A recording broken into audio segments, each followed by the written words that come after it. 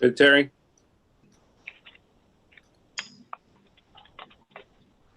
All right, thank you. And if you would, please join me in the Pledge of Allegiance to the flag. I pledge allegiance to the flag of the United States of America and to the republic for which it stands, one nation, under God, indivisible, with liberty and justice for all. The born and unborn. Thank you. I may have jumped the live feed a little bit, but that's okay. Mary Jo, do we have a roll call for tonight? Yes, Mr. Chairman, we have Mr. Hobart present, and all other legislators are remote. All right, so everyone is in attendance, correct? Yes. Thank you. All right, we have 5 resolutions on the agenda for tonight. And Mary Jo, we can move right into those. Number 1-21, adopting rules of order. Moved by Legislator Hobart, seconded by Chairman Linger.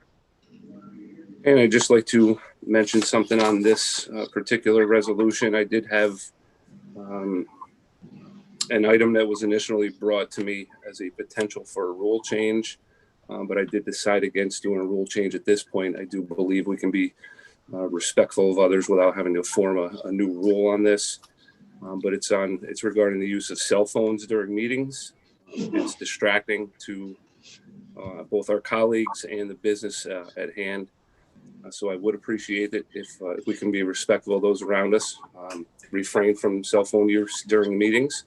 And if we can't resolve this, can't correct itself, then we'll bring it to a subsequent committee meeting for an amending of the rules. But I did not feel that we needed that at this time. So we do have a motion and a second. All in favor, say aye. Aye. Aye. Anyone opposed? That's carried. Resolution number 2-21, appointing historian. Moved by Legislator Overbaugh, seconded by Legislator Handle. All in favor, say aye. Aye. Aye. Anyone opposed? That's carried. Resolution number 3-21, authorizing blanket bond for Old County employees. Moved by Legislator Martinez, seconded by Legislator Overbaugh. Okay, all in favor, say aye. Aye. Aye. Anyone opposed? That's carried. Resolution number 4-21, designated official newspaper. Moved by Legislator Overbaugh, seconded by Legislator Martinez. Okay, all in favor, say aye. Aye. Aye. Anyone opposed? Lavera Keller, Have Luvera and Keller and Buelich. and Buelich. Okay, that's carried. Resolution number 5-21, designating official bank depositories. Moved by Legislator Lennon, seconded by Legislator Davis. All in favor, say aye. Aye. Anyone opposed? That's carried. All right, that completes the resolutions that we have on the agenda for tonight. I do have several appointments here to make. First one is a chairman's appointment of the parliamentarian.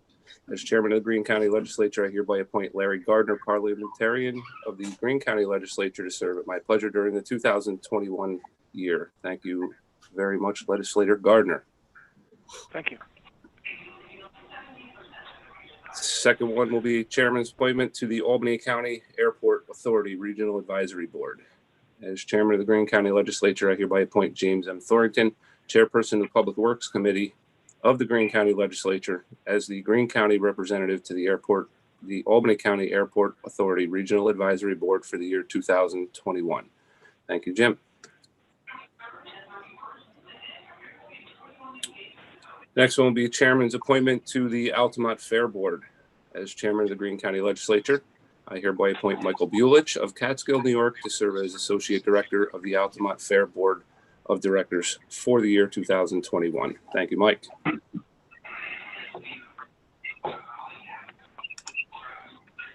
Next one is appointment to Cornell Cooperative Extension of Columbia and Greene Counties. As Chairman of the Greene County Legislature, I hereby appoint Matthew Rivera to serve on the Board of Directors of Cornell Cooperative Extension of Columbia and Greene Counties, and Michael Bulich to serve as alternate representative for the year 2021. Thank you, Matt and Mike. The next one is the Chairman's appointment to the Board of Directors to the Greene County Economic Development Corporation. By the authority vested in me as Chairman of the Greene County Legislature, I hereby appoint Linda H. Overbaugh to the Board of Directors of the Greene County Economic Development Corporation for the year 2021. Thank you, Linda.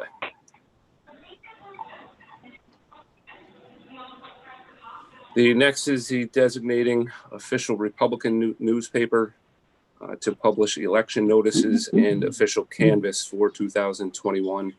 We, the undersigned Republican members, and thus constituting a majority of the Republican members of the Greene County Legislature, do hereby designate the Mountain Eagle, a newspaper serving the Greene County and fairly representing the principles of the party to which we belong, as the official Republican newspaper to publish the election notices and the official canvass for the year 2021. And that's signed by legislators Bulich, Bloomer, Davis, Handel, Hobart, Keller, Lawrence, Rivera, Martinez, Overbaugh, Thornton, and myself. The next one will be the designation of the official Republican paper to publish concurrent resolutions and laws for the year 2021. We, the undersigned, a majority of the Republican members of the Greene County Legislature, do hereby designate the Mountain Eagle, a newspaper serving Greene County and fairly representing the principles of the party to which we belong, as the Republican newspaper to publish concurrent resolutions and laws for the year 2021. It's also signed by legislators Bloomer, Bulich, Davis, Handel, Hobart, Keller, Lawrence, Rivera, Martinez, Overbaugh, Thornton, and myself. The next is designating the official Democratic paper to publish election notices and official canvass for 2021. We, the undersigned Democratic members, and thus constituting a majority of the Democratic members of the Greene County Legislature, do hereby designate the Daily Freeman, a newspaper serving Greene County and fairly representing the principles of the party to which we belong, as the official Democratic newspaper to publish election notices and the official canvass for the 2021 year, signed by legislators Gardner and Lennon. The next is designating the official Democratic paper to publish concurrent resolutions and laws for the year 2021. We, the undersigned, as a majority of the Democratic members of the Greene County Legislature, do hereby designate the Mountain Eagle, a newspaper serving Greene County and fairly representing the principles of the party to which we belong, as a Democratic paper to publish concurrent resolutions and laws for the year 2021, signed by legislators Gardner and Lennon. And the final list is the chairman appointment of standing committees of the legislature for 2021. These are the same committees that we finished the year 2020 with, so I won't read through them, but they are there if anybody has any questions. And I think that is all that we have for the organizational meeting. So I would like to adjourn the organizational meeting at this time. We'll give Tammy a few minutes to get ready for committee meetings, and then we will move right into Health Services Committee and Chairwoman Handel.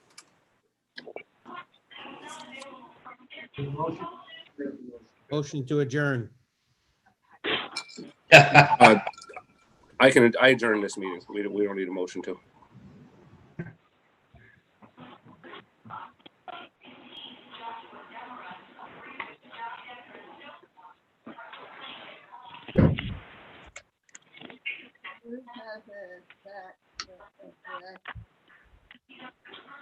Yes? The hospital.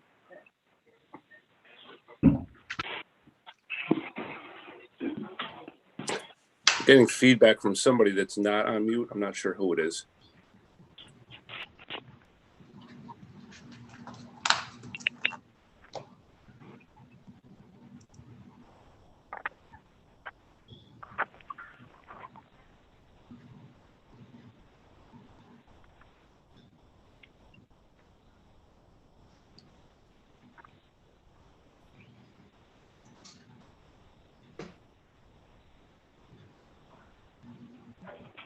Pat, we're ready to go.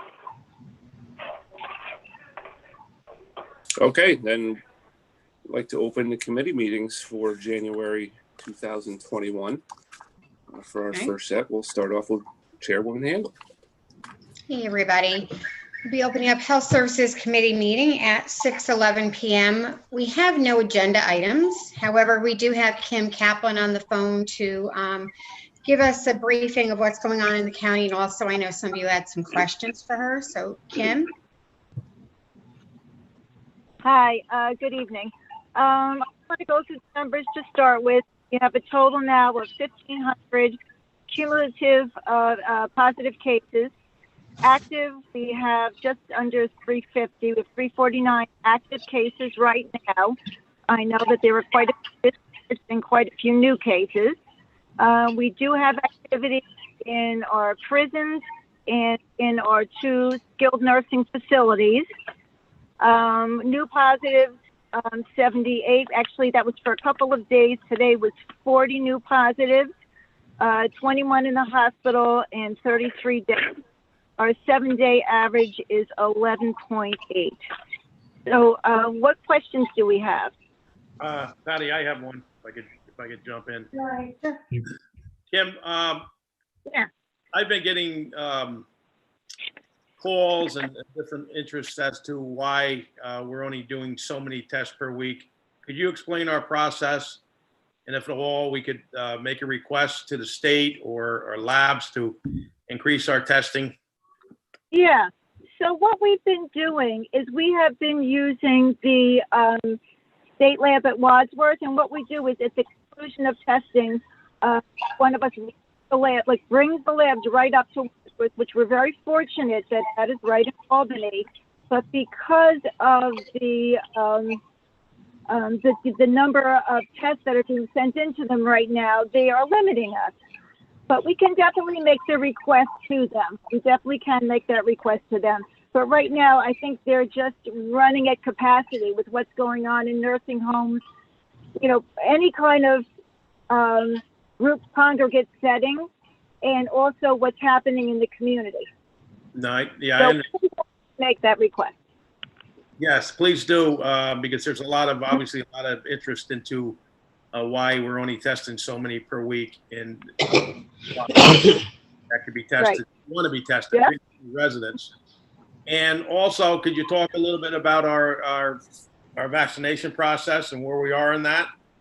Yes. So for the last, I think it's been about 2 weeks, we have been part of the newly formed vaccine hub. Ours is a district, which makes sense. That's where our numbers are and so forth. So we have been having daily calls 7 days a week since that was initiated. And, talking about process and working together and kind of having a synergy of all the different parts. So last week, for the first time on Thursday, so the night before the holiday, was the first time we were able to order vaccine, which we did. And we did receive confirmation, because when you place that order, you don't know until it's placed, until a number is confirmed, will you receive those doses. So we did have confirmation last night that we would be receiving an order this week. That'll be our first order.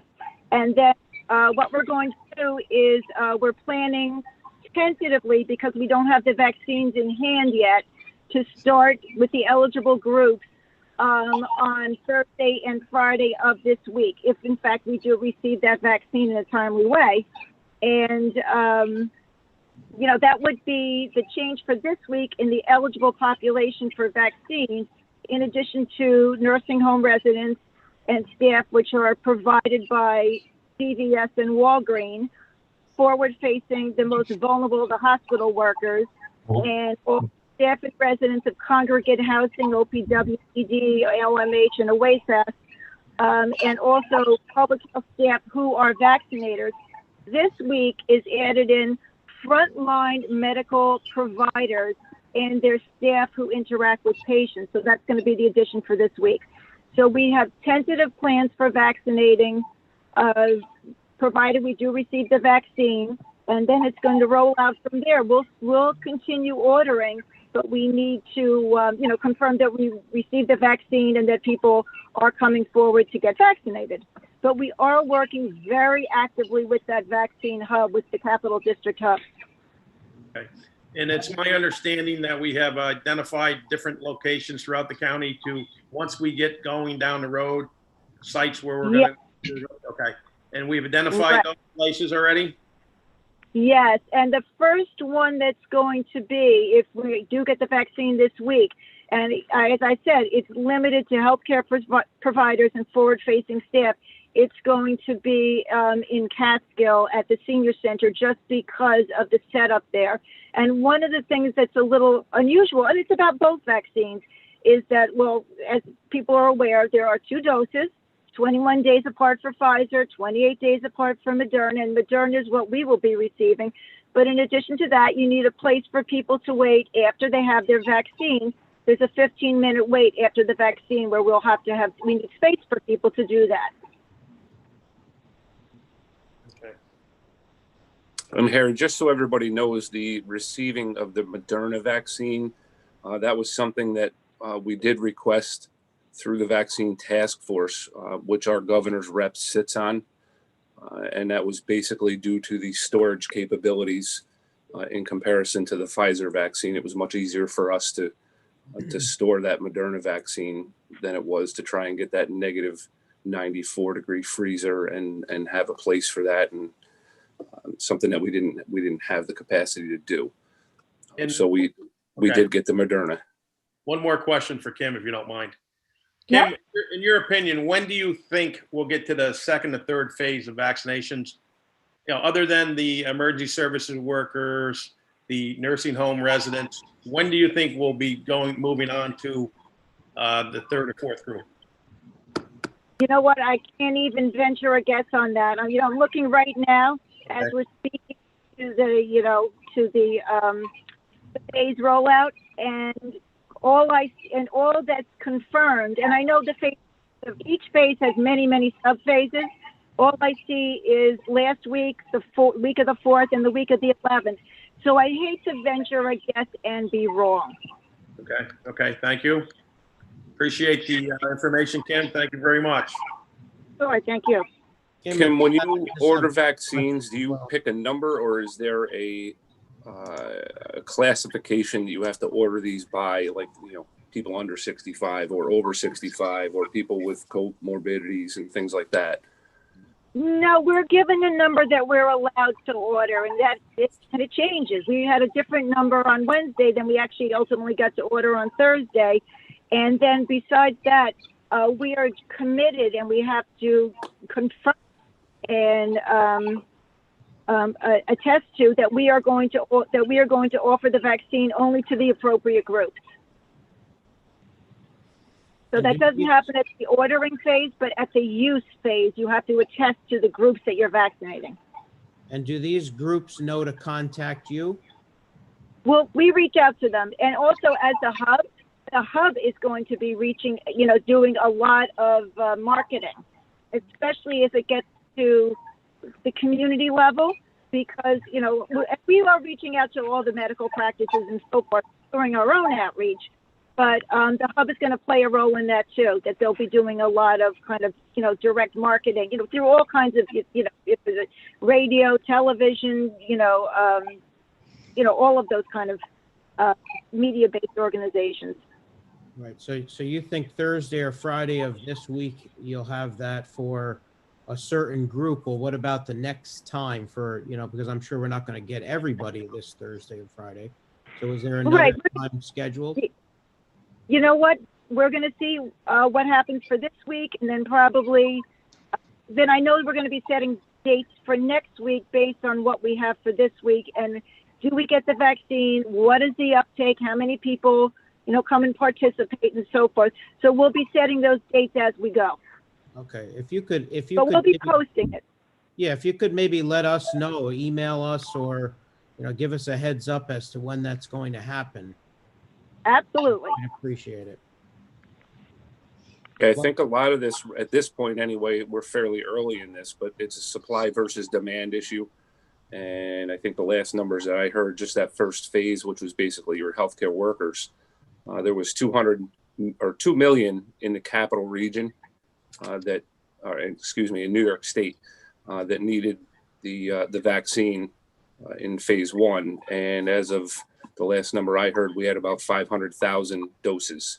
Right. So there's 4 times as many people that need it as doses that are available. So I think we have to keep pushing that, because they have that phase 1A and 1B with the groupings of people. But I think we have to continue to, I think that there's anxiety in the community as to when community members can start getting vaccinated.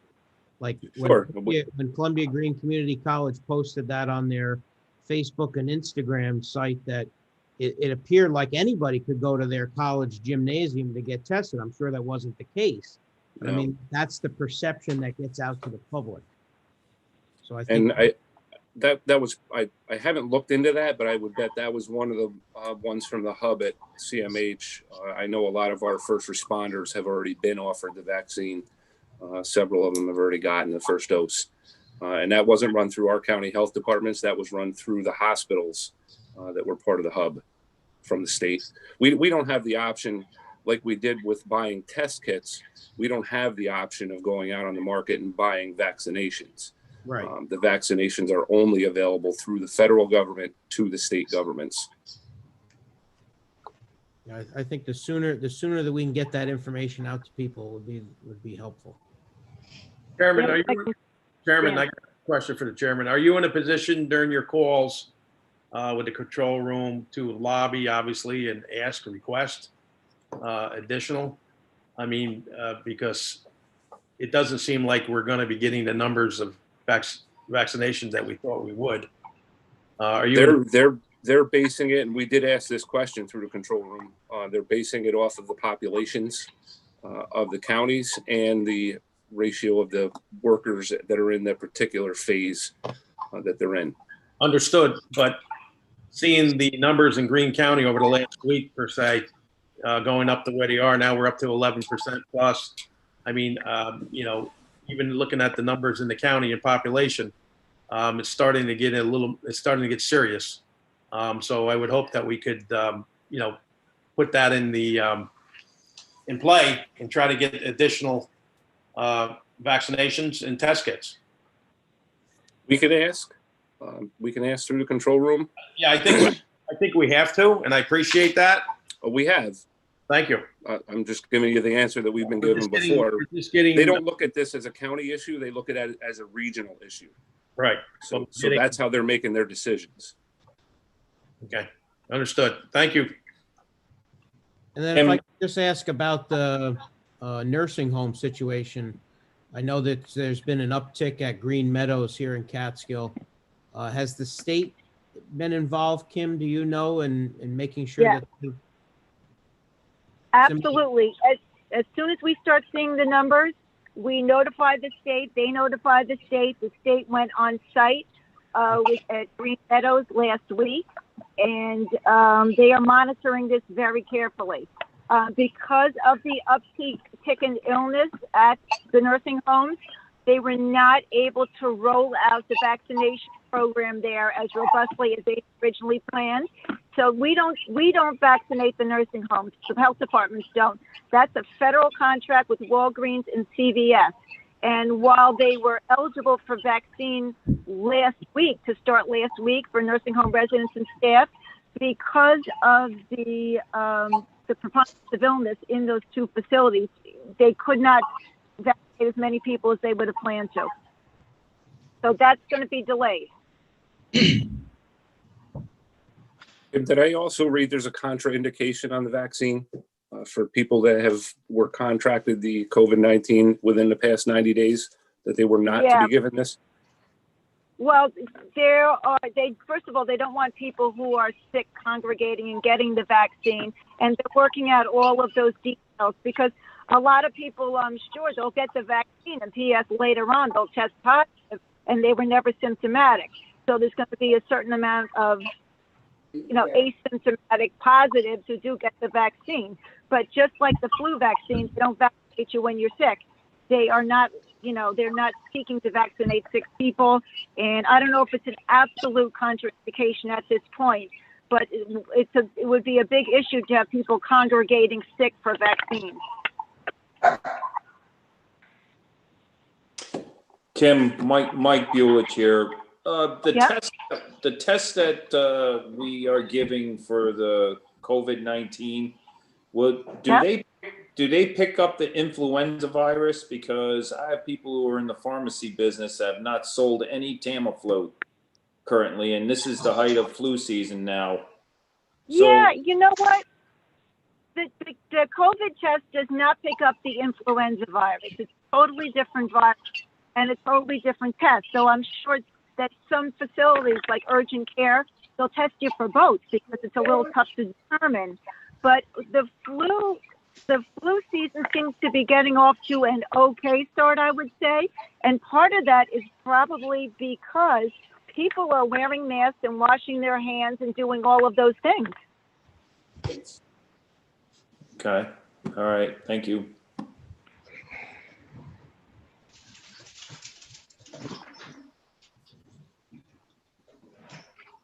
Are there any other questions for Kim?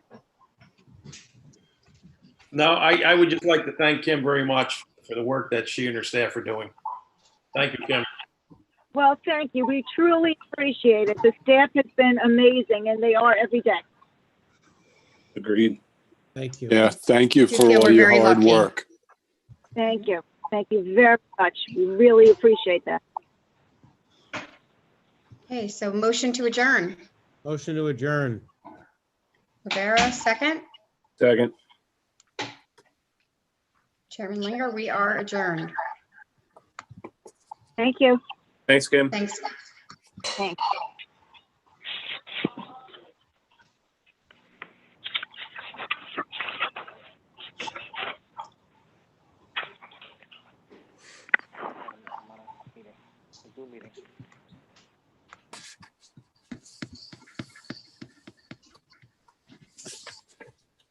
Charlie, still there? Hell yes. All right, just making sure you're very quiet. I can't see anything. We still can't see you.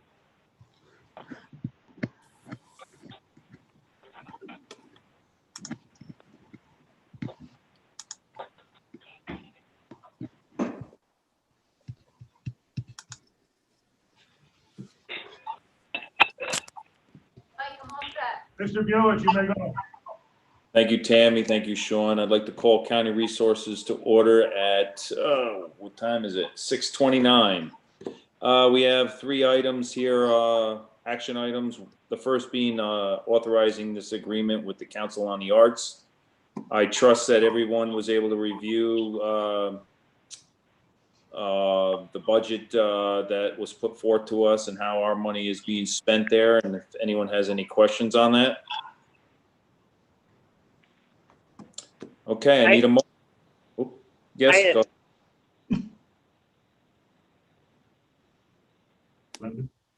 Well, speaking. Linda, was that you?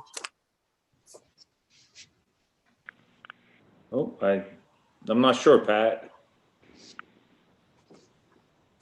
I thought I heard her. That sounded like Linda. I thought it was. Did she get bumped off?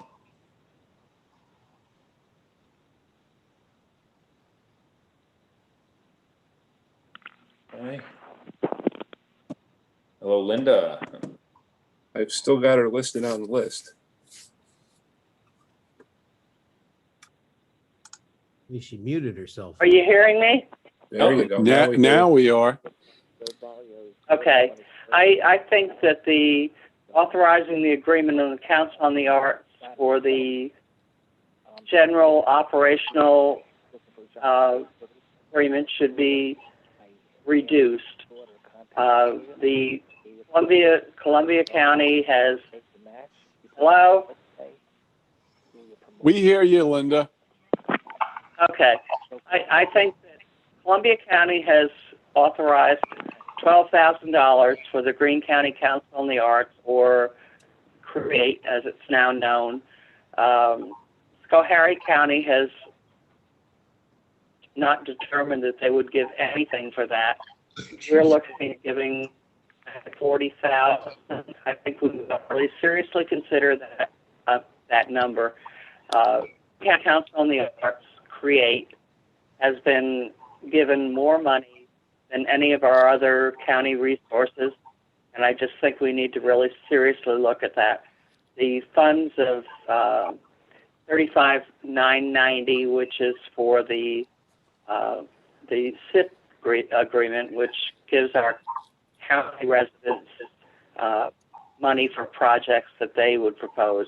But as far as Marlene's letter went, I didn't see anything actually happening for Greene County other than she says, oh, we're doing programs. I've heard of nothing of that. I just think we're really overpaying Council on the Arts Create for what they're doing for us.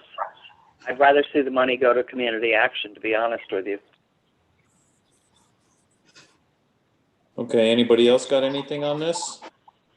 This is Davis. I have to say I agree with Linda, and I think most of these projects really aren't happening now with COVID. Well, I don't disagree with that. There seemed to be a bunch of these programs that were put on hold, even though the money was budgeted to go to them for this. Yeah.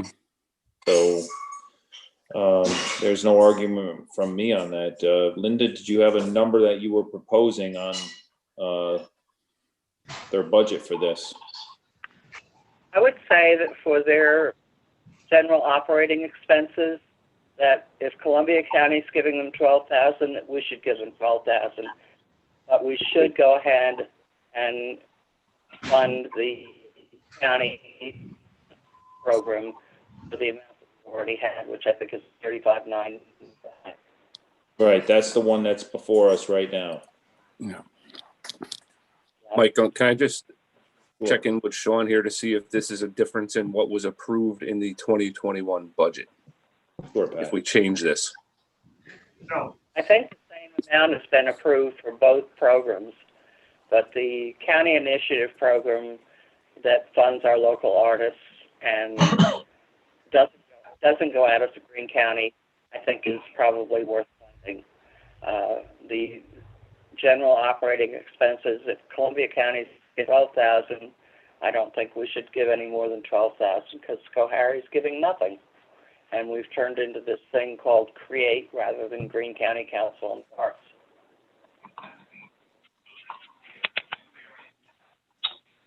Okay. Linda, this is Jack Keller. I agree with you. I do have the reports in front of me and everything else, and I just didn't feel comfortable with them. It could be an accountant thing where you can adjust numbers and this and that just to blow smoke and everything else. But I agree with you, Linda, and I want to see more performance in Greene County.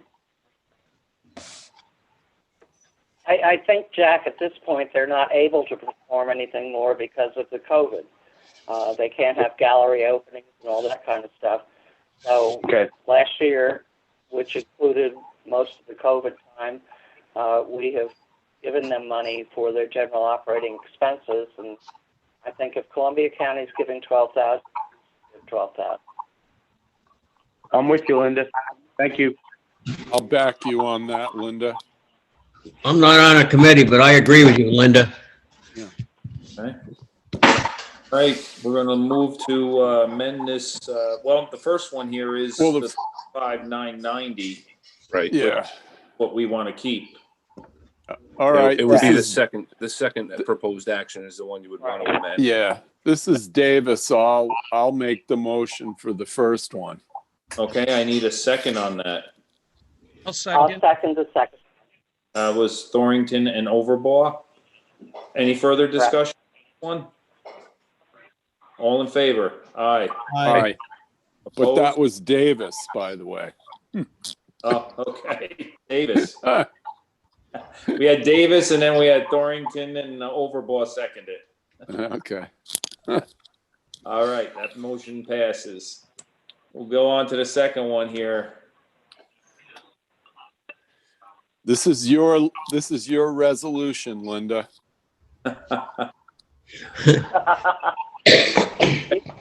Something on that, right? Yeah. First, I'm going to have to ask to amend this resolution. I need a motion to amend this resolution in the budget amount from $40,000 to $12,000. Overbaugh, Davis. Overbaugh and Davis. Any other discussion? All in favor? Aye. Aye. Aye. Opposed? So carried. So now what do we do here? Now you need a motion as amended. All right, now I need to make a motion as amended. Overbaugh and Davis again. You got it. All right, Greg, we got you. We read you. Yeah. Any discussion on this amended resolution? No. Okay, all in favor? Yes. Aye. Aye. Opposed? So carried. Sean, you can put $28,000 somewhere else here. I got it. Yeah. Highway equipment. There you go. That paid for the concrete on that building, Charlie. Mhm. There you go. Right? Okay. I do good every once in a while.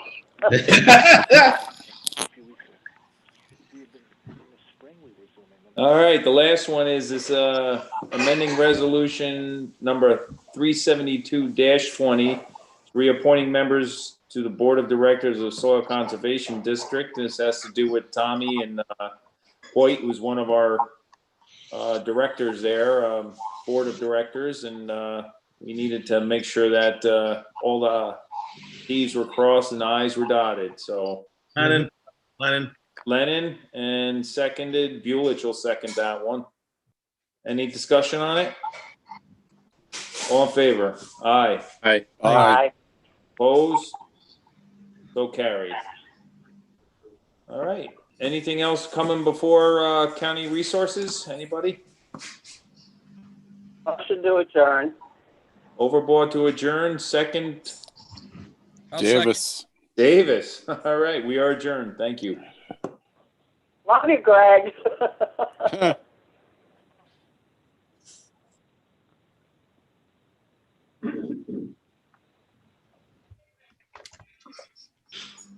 Motion to adjourn.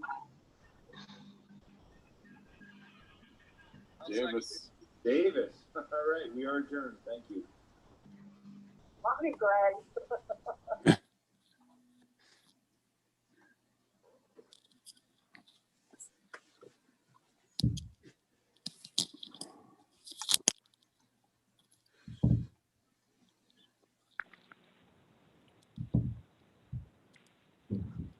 Good, everybody. I'd like to call Public Safety Committee to order at 6:40 p.m. We have one proposed action item. That's just for increasing fees with the Greene County Sheriff's for pistol permits. From what to what, Mr. Chairman? Charlie, that being pistol permits going from $15 to $20, and the application fee would go from $3 to $6.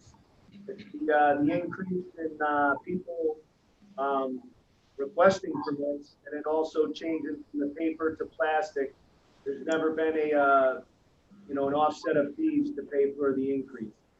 So that's the resolution before you. Seems most reasonable. I'll make that motion. Okay, I got a motion by Martinez. I'll second it. All in favor? Aye. Aye. Opposed? So carried. One quick thing, I talked to the sheriff on the way to the Catskill this evening. He sent the monthly public safety report. The emails have been kind of jammed up, but he gave the report. I'm going to give you the Cliff Notes version here. Just the monthly public safety report. He had 74 civil attempts, 38 civil papers served. He had 28 traffic tickets, investigated 30 traffic accidents, 11 arrests, 1 DWI, handled 435 calls for service, 82 traffic stops, The jail transition team, they've been working along with the COC.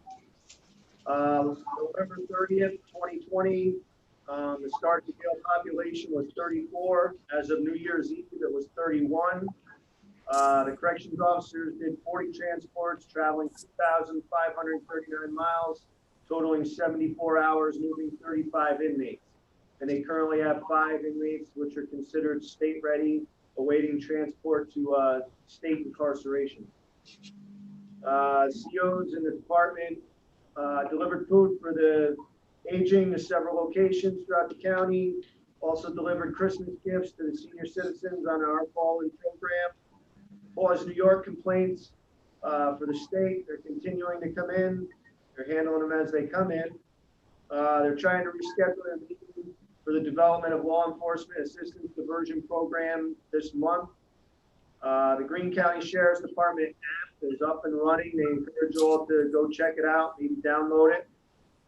The accreditation audit by DJS on the Sheriff's Department and the Road Patrol, it's been postponed until January 20th. And that pretty much sums it up. I do have John Farrell on the line. I'd like to give everybody just a quick update on a conference call and what's been going on with the weather and up there in his center. So, John, you there? Got to unmute, John.